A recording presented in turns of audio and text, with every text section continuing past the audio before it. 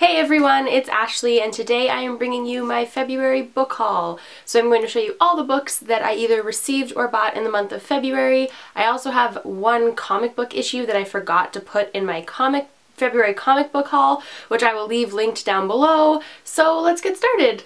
I will start with the comic book issue that I forgot to put in my comic book haul, and that is the Skottie Young Spider-Gwen variant edition. So as you can see, it is a different cover than the original Spider-Gwen cover, and I really like it. I'm really excited. Brad got it for me, and I'm going to frame it and put it up on my wall as soon as I buy a frame for it.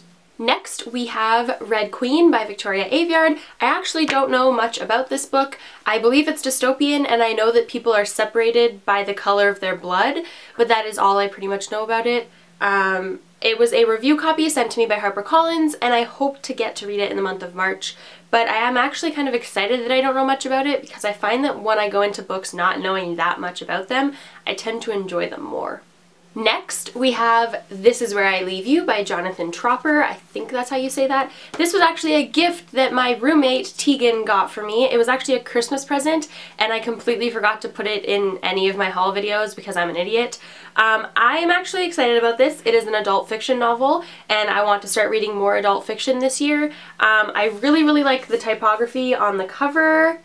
I believe this book is just a contemporary novel about a family, but I don't know much about it. I know that it was turned into a movie, but again, I kind of like going into books just kind of knowing a very general idea of what it's about and then kind of figuring it out on my own, so that's what I'm going to do with this one. Then I got another copy of Harry Potter and the Philosopher's Stone. I got the new kind of covers, I don't know what to call them, but they're new covers that were released recently this year. Harry Potter is one of the books I have to read in my children's lit class, and I have been kind of destroying my children's lit books with like underlining and highlighting and notes in the margins, and I do like doing that with certain books, but I didn't really want to do that with my original Harry Potter book, so I bought a new one so that I could do that with this one. And then I got Anne of Green Gables, which again is for my children's lit class.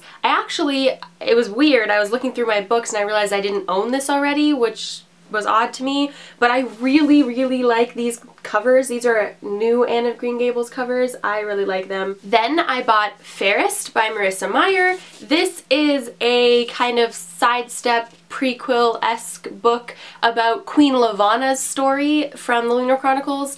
I can't really tell you much more than that unless you've read the Lunar Chronicles, but if you haven't read the Lunar Chronicles, I would highly recommend it. It is by far one of my favorite teen series. Then I bought I Was Here by Gail Forman. It seems like it's very much so in the vein of Gail Forman. It's about a main character whose best friend completes suicide, and the main character just doesn't understand how she didn't see it coming and how she wasn't involved in her friend's life enough to know what was going on with her, I guess. So she kind of starts to like sort through her friend's life and figures out a lot of stuff along the way. So yeah, that's pretty much the best way I could describe it to you. My battery's about to die! And last but not least, I bought The 100 by Cass Morgan. I started watching The 100 last month and basically fell in love, and then someone told me that the book was so different from the TV show, and I was like, okay, then I have to read that. So for those of you who don't know anything about this, it is essentially a dystopian book about a bunch of people who live up in space because a nuclear war happened on Earth, and all the radiation from that deteriorated the air on Earth and people couldn't live there anymore. So they started living in space on spaceships, but now they are sending 100 juvenile delinquents from that spaceship down to Earth to see if it is survivable again. That is kind of the best way I could describe it without ruining anything and also doing it quickly. Hopefully that was helpful in some way.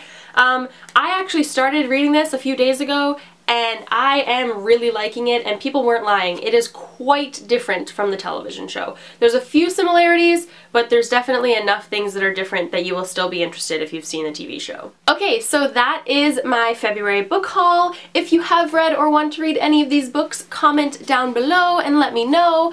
And other than that, happy reading, and I'll see you guys soon. Bye!